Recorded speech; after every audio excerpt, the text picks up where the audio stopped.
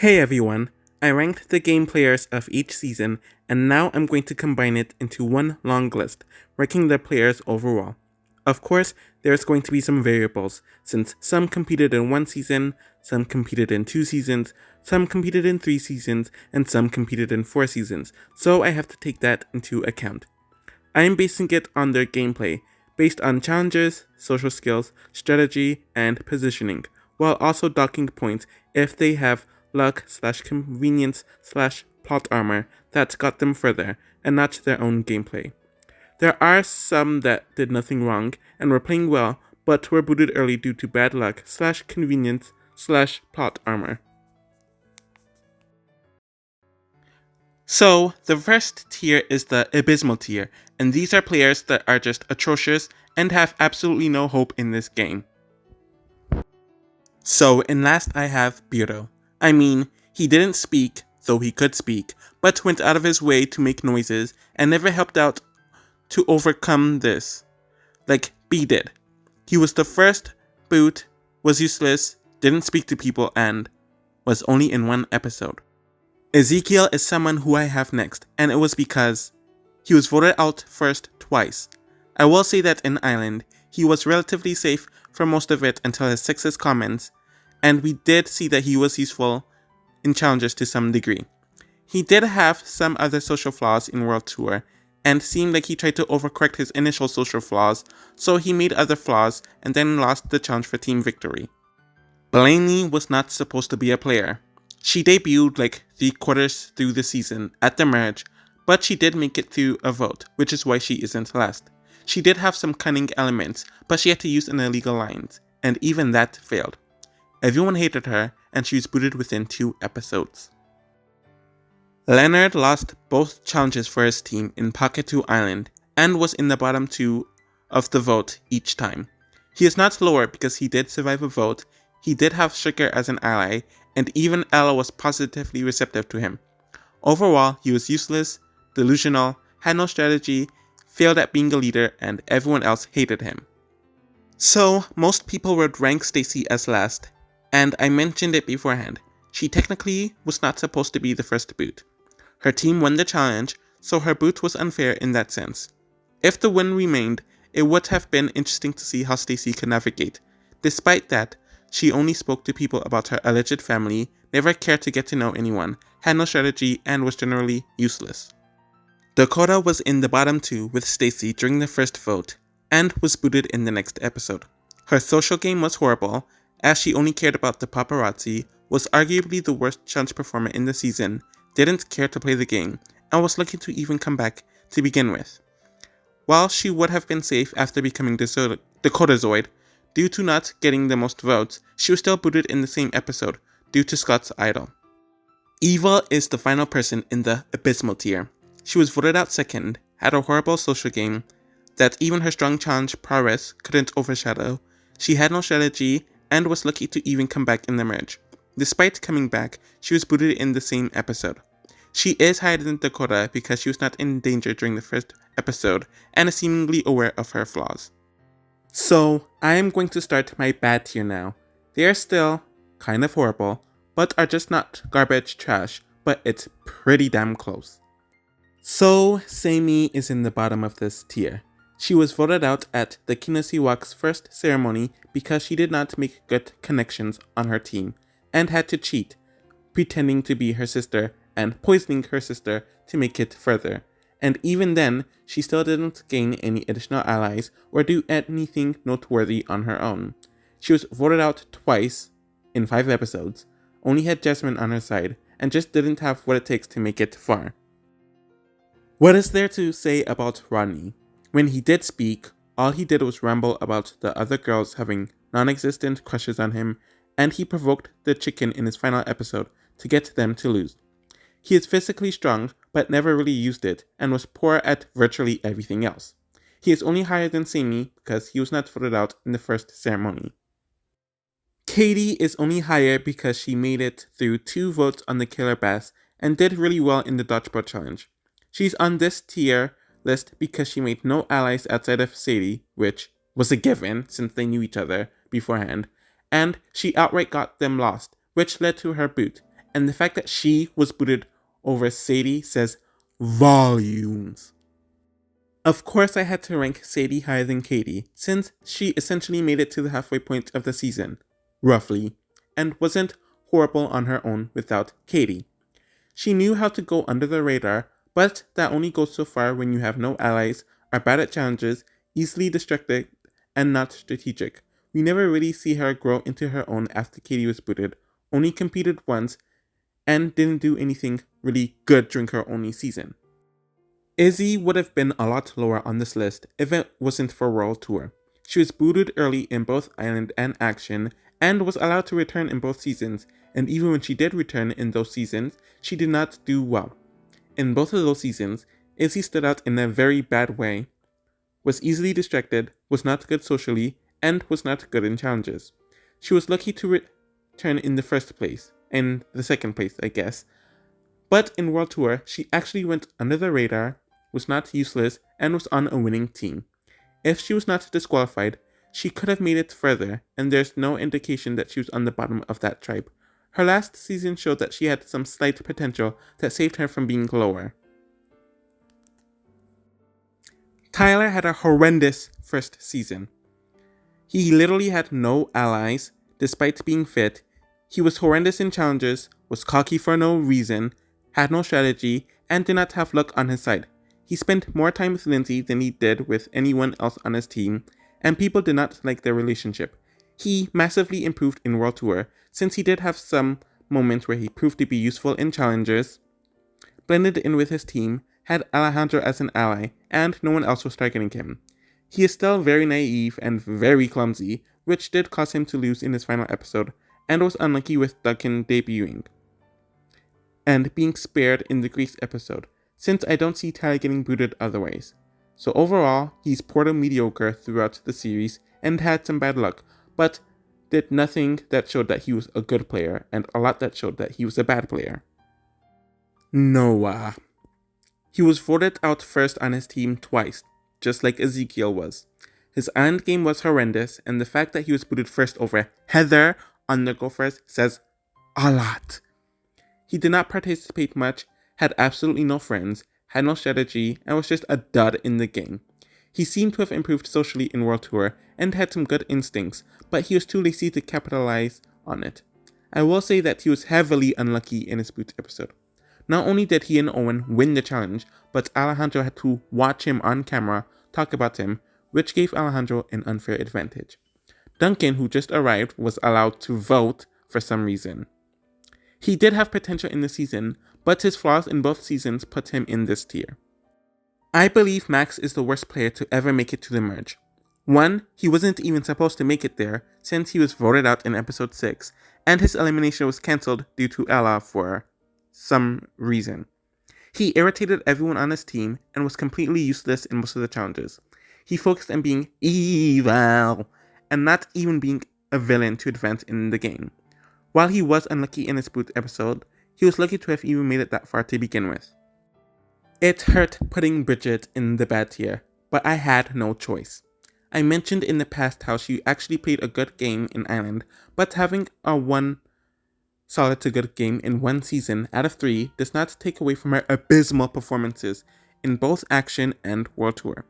She spent all of her time kissing Jeff to the point of them becoming first boots, though I think she would have lasted if only one person went home in that vote, and being too focused on Alejandro in World Tour to the point of abandoning her team and losing the challenge for her team, and overall being the third one voted out. Bridgette gets distracted easily, is too naive, and doesn't have a killer instinct. She didn't learn from her mistakes in Island, and whatever good qualities she did have withered away. So all of the people on this tier are people who have a lot of good and a lot of bad traits, but nothing to really indicate them as being mediocre, good, or bad. Either they haven't had much time to show off their full potential, or they've just been so inconsistent. Like they've had one really good season, one really bad season, and a mediocre season. So there's just not much for me to go off of. Though there's a lot of potential, and they've just generally been unlucky. Sam is a weird case, despite being a 2-time pre-merger. He actually played a decent game in Revenge of the Island, despite being on the losing team, as he was able to go under the radar for a while and was able to get along with different types of people and have several skills that came in handy at points. Of course, all that was washed away in All Stars, where he is completely useless, though he still gets along with everyone, and has a contrived elimination, where he, out of all people on the show who has cheated, was suddenly called out for cheating. Despite that, his skills in 2 seasons show that he has potential, but isn't a mediocre player at all, hence his placement here. I have delved into Amy's potential in great detail on the last video, so I'm not going to spend much time on it here. She manages to get the entire team on her side, and even people like Topher and Ronnie clearly like her from what we see. She was literally cheated out of the competition, and no one knows how she would have done if Sammy did leave in episode 3 and she was by herself. She clearly has great ability for manipulation and cunning behavior, but it is unforeseen as to what else she can do. Dawn definitely had some social issues from her 5 episodes on the 4th season, where people see her as very weird. Despite that, she managed to find a way to get along with and fit in with the toxic rats, and even got along with the likes of Lightning and Brick here and there from what we could see. Literally no one was targeting her until Scott conveniently overheard her in the confessional, so she could have lasted quite a bit longer otherwise. She is very smart, intuitive, and knows how to lay under the radar, but B's biggest issue is that he doesn't talk, and it's not like Burrito, who just chooses to not speak through noise, though he can speak. If he was able to speak, he could have defended himself against Scott's accusations. At the same time, the toxic rats clearly respected his presence on the team, and he was a huge help for them, while also not being a target by any of the others. With this, and being good at challenges, he has potential to be a good player, but his one social flaw, and of lack of time of him being in the competition, has him here. Trent is a weird one. On his first season, he had a relatively solid social game, as he got along with guys and girls, but wasn't the closest to many of them, but that's still fine. He was a relatively poor challenge performer, but he was able to go under the radar. We all know how him being naive and tricked caused him to be booted in that season. In action, he was actually a pretty good challenge performer when he tried, and his team respected him, but he lacked focus for the game, and let his relationship with Gwen become more important, to the point of him playing painfully poorly, hence him getting booted and throwing challenges. If he focused, he could have done some damage in the game. Jeff has more of a benefit compared to his girlfriend, since he only has 1 bad season due to him not competing for a 3rd season. He played pretty well strategically and socially for the most of the island, though I've seen and already discussed how he booed in the last few episodes during that season. Whatever strengths he did have in his first season were withered in his second season, as all he did was suck face with Bridgette, and it caused him to be the first boot right along with her. He's a clear example of someone with potential if they focus properly. Jo's biggest issue is that she jumps the gun on turning on her allies way too quickly. We see this with Lightning twice in 2 seasons, and she reveals that this is her plan with Cameron and Brick in the beginning. It bites her in the butt way too much, and she lacks social grace, even compared to people who are just as awful as she is. Jo's strengths are that she is self-interested, strategic, wants to win, and is very good at challenges for the most part. This excelled her throughout most of the 4th season. She has potential to really dominate if she holds back her tendencies to cut people unnecessarily and is a bit more gracious socially. Harold is someone who is pretty bad or pretty good. There's really no in-between for him, and he's never been a mediocre player, but never been someone who is overall great or horrible, hence his placement here. He was pretty good at challenges in the first season, and is proven to be crafty, but his lack of social skills and arrogance at times overshadow that. His skills are already shown throughout action, as he is able to tone down his more annoying traits, do well in challenges, and take more part in the strategy of the season, though some of his choices were still very questionable. There was nothing good about his World Tour game, and even if he didn't quit, I doubt he would have lasted much longer. I have never been high on Lindsay as a game player. Even in the 2 seasons that she did well on, there were several flaws. Lindsay found herself as a target over Heather at times for the first portion of Island, and was way too naive for her own good, though she was good at challenges and people liked her for the most part. Action did have her take control of the strategy, and while she did play good, she needed some luck and the strategy really worked out in her favor. She actually played a lot better in World Tour, socially and physically, but she just did not have luck on her side that season at all, and the less said about All-Stars, the better. Lindsay has a lot of skills, but a lot of flaws, so she is all over the place. Obviously, people who are in the mediocre tier are mediocre. They're not good, but they're not bad, so they're just kind of average at best, and I don't think they have any further potential, hence why they're not in the other tier. So, Brick is here instead of the lower tier because I don't think he has potential to be better and wasn't unlucky whatsoever. From what we have seen, he is a mediocre player. He's a very strong, athletic person and is nice, so he can get along with different types of people and causes him to be in a decent position throughout the season. At the same time, he actively put himself in a worse position where he would have been safe had he just left things alone. He decided to quit over something no one cared about, and was lucky to be spared, though it caused him to be swapped on the losing team, hence putting himself in danger. His recklessness and impulsiveness are huge flaws, and it caused him to be a mid-season boot instead of making it to the merge, which he would have done so easily if he didn't take himself out and was just on the maggots the entire time.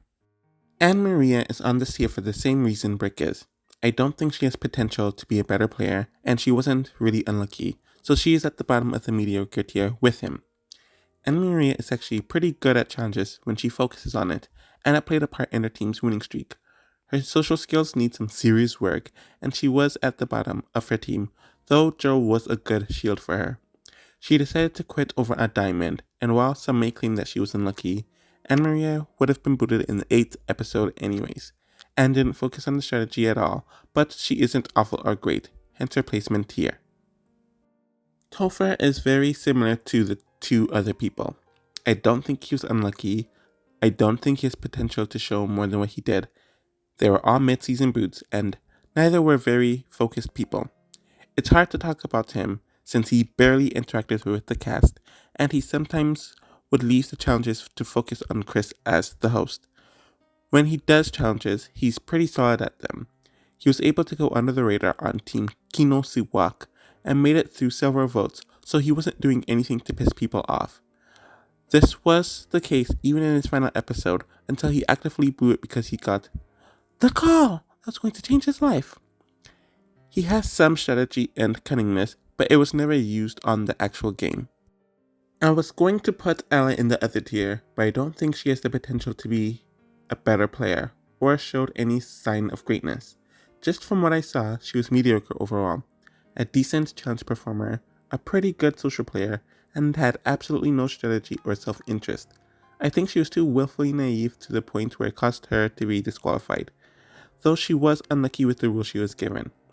I do think she would have lasted quite a bit longer, but there's nothing that showed me that she's anything above a mediocre player. Her singing and fairy tale elements also annoyed people, so that was a flaw with her social skills. Lightning is another weird one, where he has one great season and one bad season, but when you look at everything, he's just mediocre overall. His social game is all over the place, and it was actually pretty solid for most of Season 4, though it deteriorated later on and it was non-existent on All-Stars. He did have some strategic elements that were used very well in the season, though none of that existed in All-Stars. He is a good challenge performer, though isn't the best of the best. Lightning has some of the skills in every level to do well, but is too egotistical to make it work as well as he should have it work, and it's just very dumb overall. He's higher than some others like Joe and Lindsay because he didn't need a lot of luck like they did to advance, and didn't make as poor decisions over time on the show compared to them. DJ is all over the place. In Island, he has a very good social game, and where even Heather didn't mind him, was in a solid alliance with the males throughout the season, and absolutely no one was targeting him. He let his fear take him out of the competition, so that was self-sabotage on his part. DJ was also in a very good position throughout action, as he had his closest ally with him, everyone liked him, and he was on a winning team. So he quit, which derailed another long run for him on the show. World Tour completely had his self-sabotaging traits completely take over, and at this point, you can't say that he was unlucky or had more potential, since it's a core element of who he is and has been throughout all 3 seasons. He completely tanked his social game throughout the season, and while he had some signs in good challenge performances, his self-sabotaging insecurities took him out once again. DG has the basic skills on how to be a good player, but doesn't have the instinct or confidence to be anything else but mediocre. So Heather is supposed to be one of the greatest players on the show, and I have broken down in prior videos that in the seasons she makes so far, it is mainly due to producer influence, luck, conveniences, and plot armor instead of her own skills. She is awful socially, though she has learned when to tone it down at times, is very strategic, but sometimes lets her emotions get the best of her, and is great at challenges. She needed a lot of luck to get her to the end stretches in Island and World Tour, while she even needed a little luck in action to make it through the beginning. All Stars is her worst performing season, but it was the only one where she didn't benefit from luck. She has a lot of good skills, but her ego and emotions tend to get the best of her, and without luck on her side and conveniences, she's just a mediocre player overall.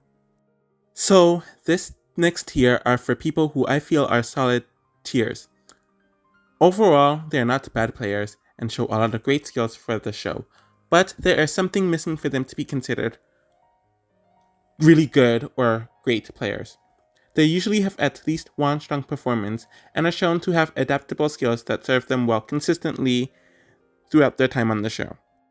Dave was actually a pretty good player on his season. He was good in challenges, was seen as the normal one, which caused him to blend in the cast, and got along with most people. The main issue with him was that he was not focused on the game and asked to be voted out, when he would have made it quite a bit further otherwise. When he does focus, Dave is great, but that part of him is very inconsistent.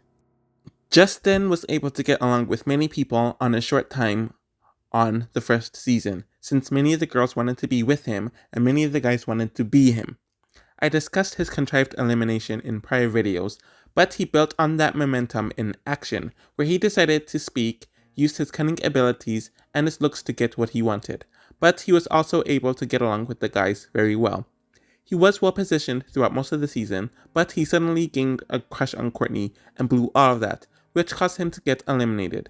He is also a bit too lazy at times, which does bite him in the butt.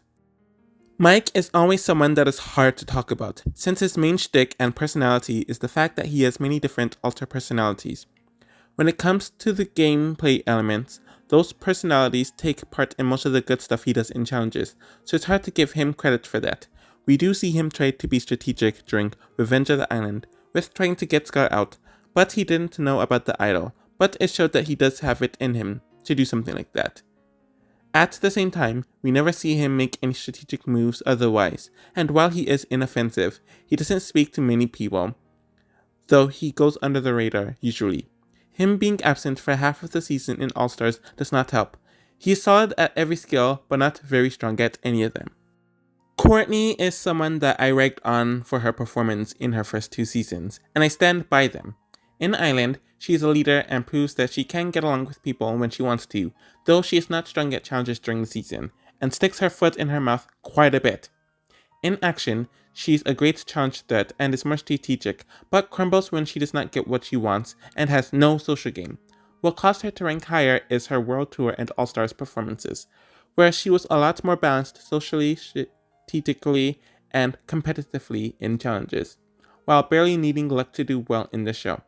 Of course, she would do something to screw it up, whether it is her anger or her ego, causing huge declines, but she's a good player as long as she keeps the balance, but she doesn't do that too often. Yeah, I think Alejandro is overrated if I'm looking at his 2 seasons, and while I think his game in World Tour is arguably the best ever, he still had the advantage of knowing who he was, while he had 2 seasons of access to know the other strengths and weaknesses.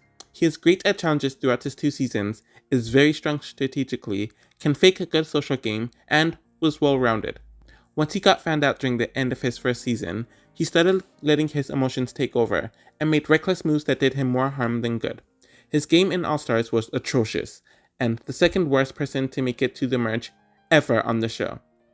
His social game was atrocious, his strategy was atrocious, and he needed a lot of luck slash conveniences to make it out of being an early boot that season. He reminds me of those returning players in Survivor and Big Brother who have a brilliant first season but choke in every future appearance they make because they were found out and their one shtick does. I am shocked that I put Sierra higher than Alejandro, though I think they could be switched depending on the mood I'm in. Her crazy and obsessive behavior causes her to annoy a lot of people and causes her to be distracted, but she shockingly blends in with whatever team she is on throughout her time on the show, and manages to find herself in a good position on both teams, so she isn't really bad. Sibo was brilliant in challenges, knew how to position herself well, has some strategic chops when she wants to, did not need much luck to justify her far placement on World Tour, and while her social game needed a lot of work, she was never really a huge target in either season.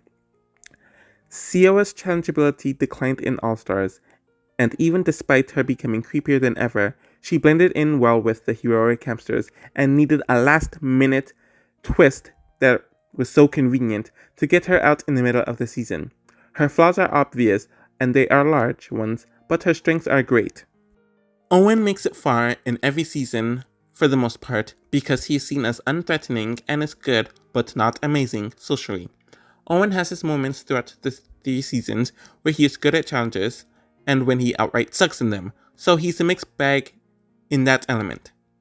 He is a nice guy and gets along with most people, though his gross and gluttonous actions causes people to get annoyed with him.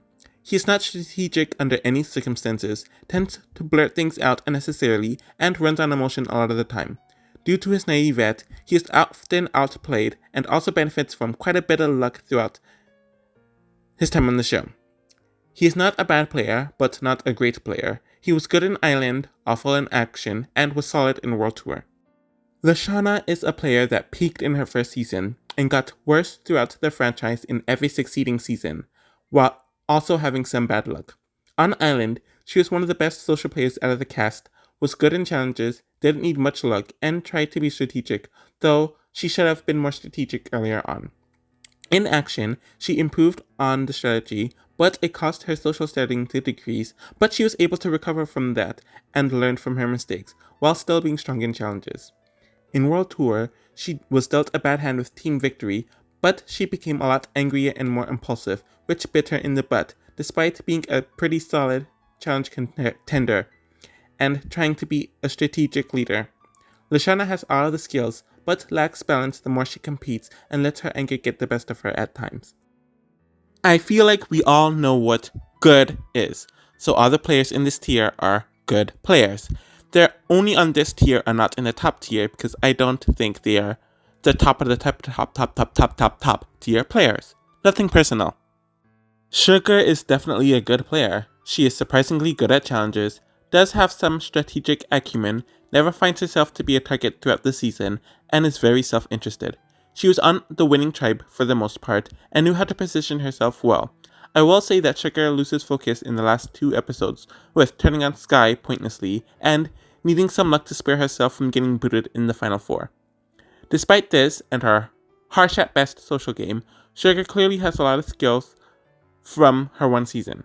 Sky is also a very good player. Not only is she athletic, but she is good at challenges, has a relatively good social game, is well positioned for a majority of the game, and even managed to make it up once that she slips around the merge, and has some strategic acumen. Sky cannot balance her relationship with Dave on a strategic and a romantic manner to the point where she almost goes home at the final 6. The final 7, I mean. She recovers greatly after this, but it just shows that she's not the best when things get to a tipping point and out of her control. Cody is someone who naturally has the skills to go far. He is unthreatening, gets along with virtually everyone, and was in a decent position throughout the first season. He literally only goes because they need to keep Heather around, and a bear mauls him, which he obviously has no control over. When he returned in World Tour, he had his moments where he was useful, though he became really weak as the season went on, at least in challenges. He was in a good position throughout the entire season, as no one targeted him and people wanted to use him as a vote, while he was strong socially. He hid behind the others who made more mistakes and caused him to get to the end. I think his biggest fault in the season was that he never took the reins, and after a while it just made him look weak, and he was essentially powerless. Scarlett was actually a very good player on Pakatu Island. She downplayed her personality and capabilities to blend in on Team Kinosiwag and to lessen her target. She had great instincts and reads on everyone around her, and she was actually pretty good in challenges. No one had her on their radar, meaning she could have skated to the very end. Of course, Scarlett's downfall was her going evil for no reason. It just shows that she couldn't pretend for much longer, and she got herself disqualified. Yeah. Beth is also someone who showed potential on her first season, and was booted due to plot armor / bad luck for something she knew nothing about and to keep Heather around. She was able to successfully pivot from her alliance and gain trust with the other side of the Gophers. In action, she was literally never in danger and was part of the core of the Killer Grips and had Justin and Lindsay as shields. Even with them being on a losing streak, Beth was never in danger of going home. When Justin and Lindsay made targets for themselves, she knew when to abandon them. She was good socially, solid strategically, and was solid in challenges. Beth isn't the greatest player, but she has a lot of good qualities as a player. Her win was one of the more consistent and better ones on the gameplay level, since she never needed any luck to get to the end. Cameron is arguably the best winner from a narrative and strategic standpoint. He was on a winning team, managed to make friends with Mike and Zoey, was nice to most of the cast. He grew on a strategic, social, and competitive level that showed that he was a great player and definitely deserved to win. Seeing someone learn throughout the season and improve without plot armor or stupid conveniences is great and satisfying. Cameron was a nuisance in All-Stars, as his challenge ability declined and his strategic standing deteriorated, but he was still well positioned for most of the season and was able to make some more friends, and would have lasted longer if he didn't get injured. Scott had 2 impressive runs on his 2 seasons, as he made it to the Final Four in both seasons, but got there using 2 completely different strategies. In Revenge of the Island, he played a ruthless game as he threw challenges, sabotaged and blackmailed people to get what he wanted, while using the idol to save his hide. In All-Stars, he is nicer, more unthreatening, and more cooperative compared to his last game, and both strategies worked very well for him. The issue with him is that he always stumbled after the third base. He got too laser focused on Zoey in his first season, to the point where he ignored everything that was happening around him. And he stupidly decided to cut Courtney at the final 5, when she was the only person who takes him to the final 2, and with him doing that, he doesn't make it to the final 2. So I'm not going to say much about the great tier. In general, these are the people who I think are the best tiers and have the best skills to consistently do well in the game. Some of them have dealt with some unlucky elements to them and have premature departures, but it never really has anything to do with their lack of skill. Overall, most of these people either did really well in the first season or has consistent skills throughout the several seasons they played. Sean is a weird one to talk about in my opinion. He was very good at challenges, to the point where almost came off as God playing, was on a winning team, and he was decently positioned, but he didn't even play the game half the time, and was more worried about a non-existent zombie apocalypse. Anyways, he has natural instinct and is always on his toes, which is good to use as a fuel for the game. His mediocre social skills, though not bad and he still relatively got along with people, and a tendency to get distracted are knocks against him, but he's just very dominant. I said in the Pakatu Island video that I was unsure about Jasmine and Sean's rankings, but for right now, I'm putting her higher because I believe she has a better social game, is more focused overall, and has more traits that would consistently have her do better in general. Jasmine was great in the challenges, used her position as a leader to benefit herself strategically, improved her social skills despite being intimidating, and didn't need luck or convenience to get to where she wants.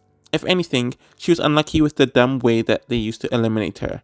That had nothing to do with her own doing. Jasmine does get fueled by anger and pettiness at times, which is a fault of hers. Gwen is someone that shocked me, though she shouldn't have. She played an impeccable game in Island, from the challenges to strategy to improving her social game and not needing luck to thrive. She was even playing well in action before she actively decided to ruin it to get herself sent home, and even though she still almost stays, but letting her relationship issues take over is a fault of hers. She was playing relatively well in World Tour in all facets, but of course the love triangle ruined things, but she actively decided to bring Duncan back, when she would have made it a lot further had she not brought him back. And she was strong in All-Stars, with her ability to blend in, work on her social game to make new connections, and positioned herself well. Gwen has her faults, but she's never played poorly overall if you look at what she did in each of her seasons. Zoey making it to the final 3 in both of her seasons are very impressive, and the fact that she never needed luck, conveniences, or plot armor to get there just proves that she really is skilled at this game. In Revenge of the Island, she was on a winning team, even during the 1 to 2 times the Meet-Makers lost. She was never in a position where she was going to go home, or in danger. Zoey became very laser focused on getting Scott out, and while it was a good move, she ignored all the other stuff that was happening at the time. She did improve on her challenge ability in All-Stars, as it was not a strong suit for her in her first season, and she was still in a good position for the entire season. Even when people wanted her out, they couldn't do anything about it. She didn't need to make a bunch of big moves, and her good social game protected her as well. My main thing against her is that she isn't very strategic, but I guess she never needed to be, since being overtly strategic doesn't work for many people, hence why some of those people are lower on this list. So, Duncan is my number 1, and I think it makes sense. He made it to the final 4 with good strategy, some solid challenge performances, no luck needed, and he was able to use his social standing to help him out throughout several periods in Island. Duncan did start to deteriorate in action as his social game declined a bit and was a target throughout the merge since Courtney was mean, but he was a strong performer, especially in the first half of the season, knew when to align and cut people. While he showed some strategic chops in World Tour, still, I cannot ignore that he literally missed out on the first half of the season, so he was lucky to have even came back in general. And in All-Stars, it was definitely his weakest game, since he needed some luck to get to the merge and was just mediocre at best in everything there. Overall, Duncan has proven in several seasons that he has great skills to do well in the game, and has done so time after time.